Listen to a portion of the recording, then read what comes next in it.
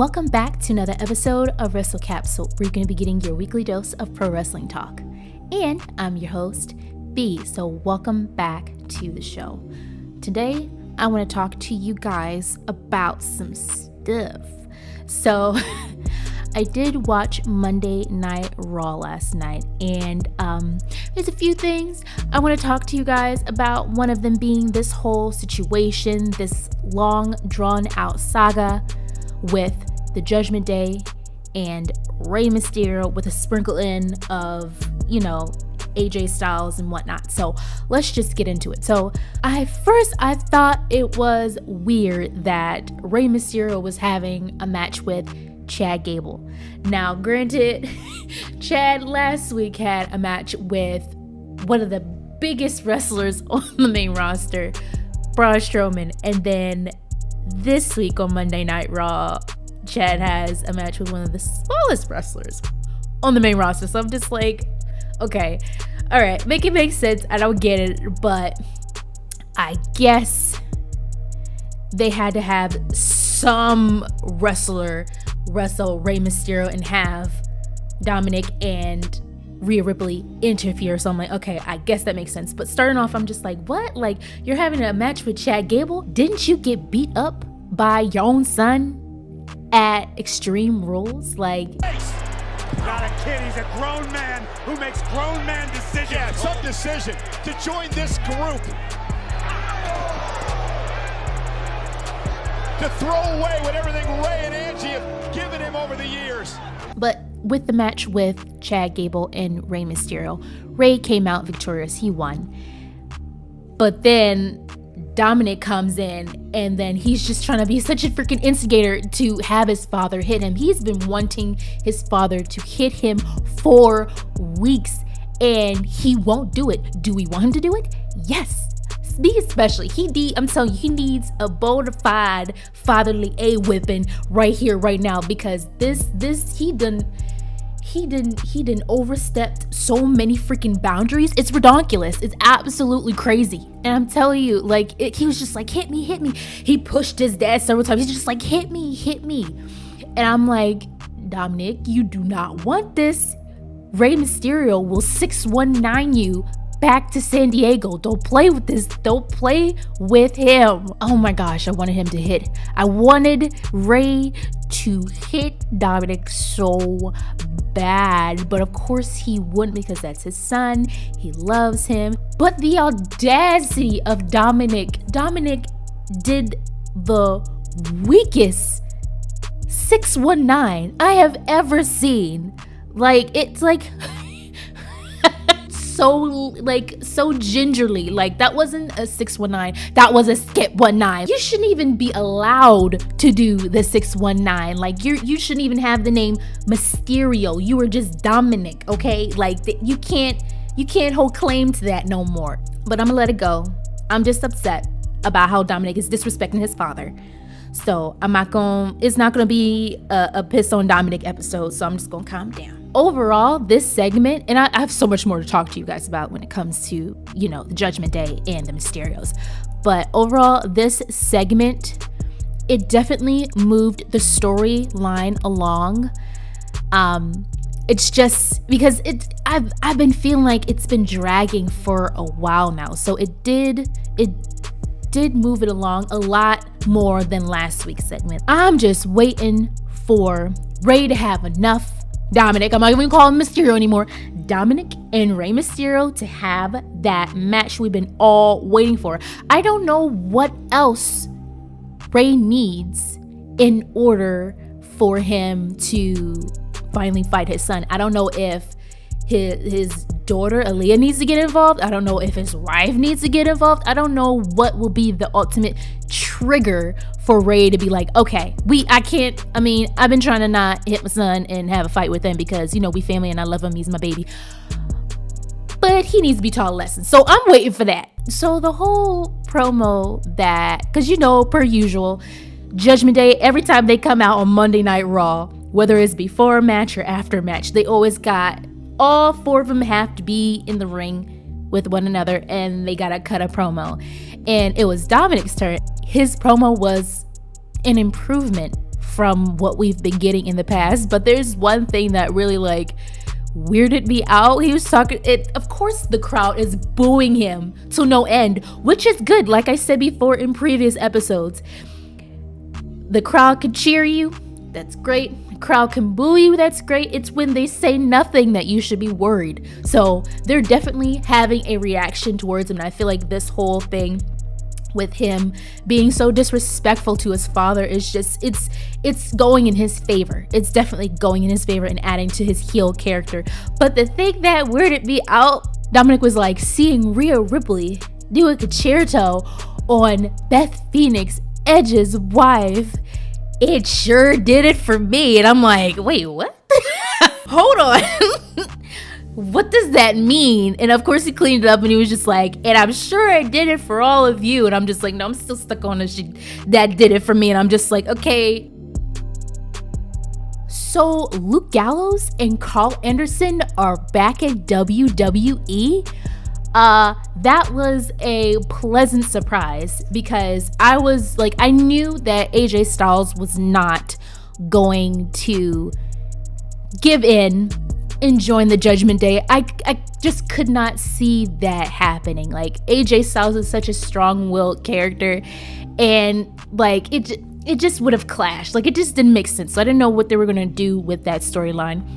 But when he started hugging Finn Balor, but then Gallows and Anderson came back, and I was like, oh my gosh. So the OC's back. So that is pretty cool. We're getting more tag teams, which I'm very much excited about because I feel like SmackDown roster is very stacked, and I feel like the Raw roster is just a little bit depleted. And I see that Triple H is like slowly but surely bringing back more people that should have never been released, which is great. We've seen some familiar faces, some fan favorites. So I love that. I'm assuming that there's going to be an OC versus a Judgment Day match coming soon. Oh, yes. So we got to see the Bloodline full force on Monday Night Raw.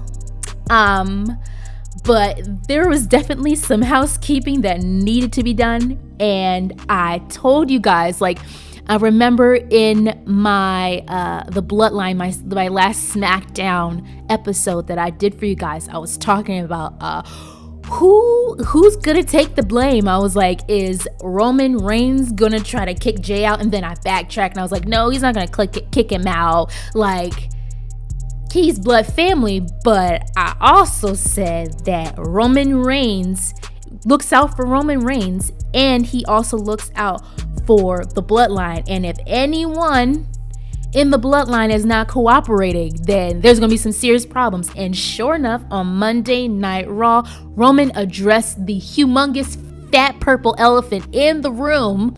I don't know why it's purple. When he addressed Jey Uso, was like, wait, is he about to kick Jey Uso out of the Bloodline? Like, what? We're only gonna have one Uso.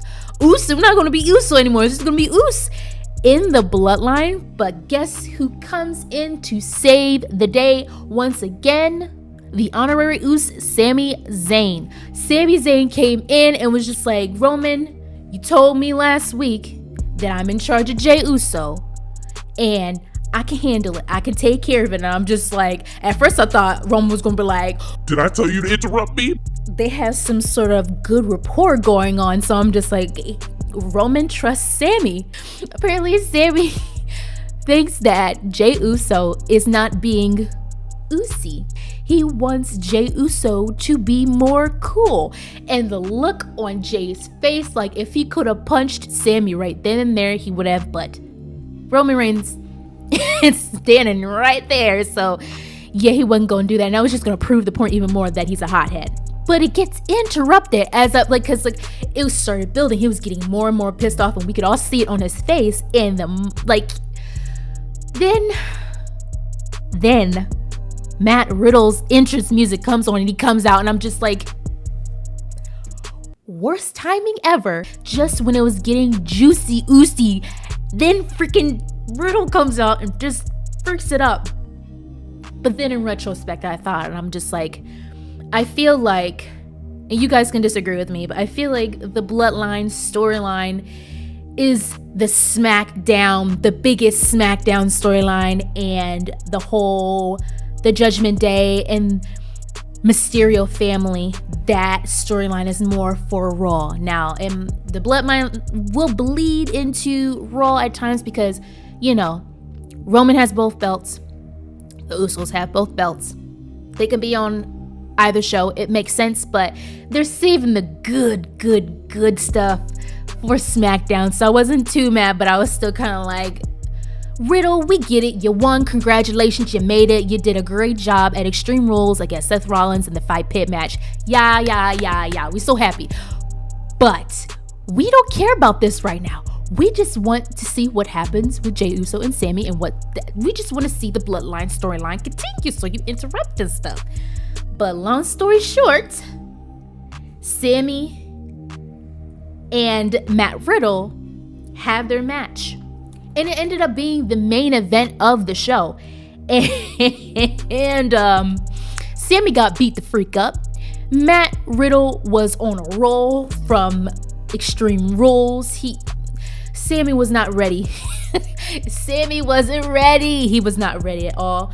And the entire time, I was just like, this man, I'm afraid this man's gonna lose. But I didn't think he was really gonna lose.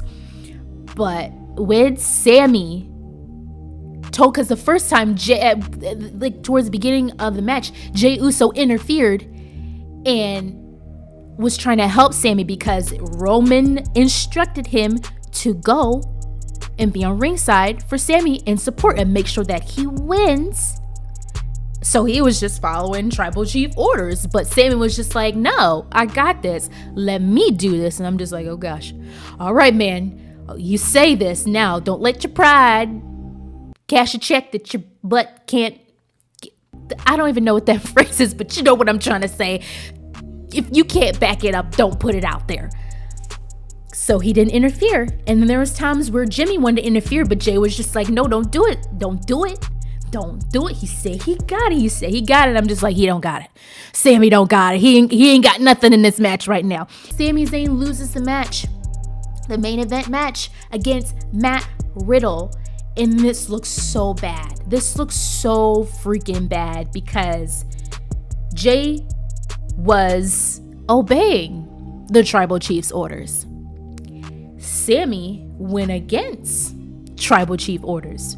So I don't know how this is going to go. We're going to see on Friday Night SmackDown how this plays out. But I've been kind of jumping around throughout this whole episode because the big stories that were on Monday Night Raw was, Judgment Day and the Mysterios and, of course, the Bloodline. But what I'm happy about is that we're finally getting the match that we have been waiting for, the Dexter Lumis versus The Miz, especially after the whole birthday bash thing. I'm just like, I guess ruining someone's birthday and then eating their birthday cake and then, stabbing them in their large red balls. I guess that is just a trigger. I guess that was just the last straw for The Miz.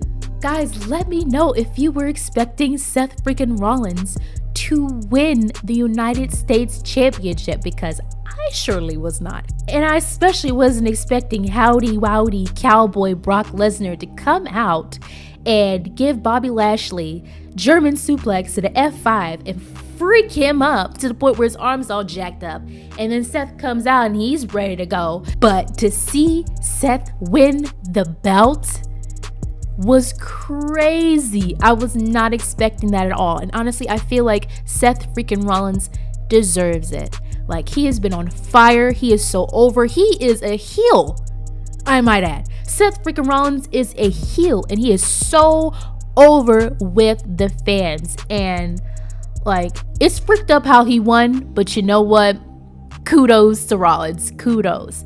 And it's still, even though Seth Rollins won, it still makes Bobby Lashley look strong. He was such a great United States champion. He really was.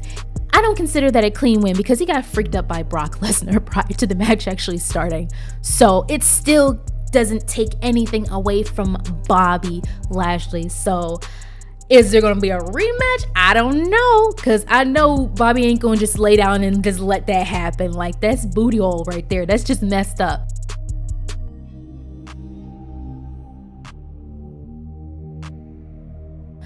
So guys, let me know in the comments below what you thought about Monday Night Raw.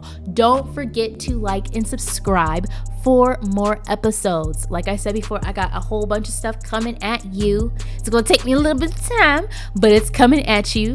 Thank you guys so much for watching. Signing off. Bye.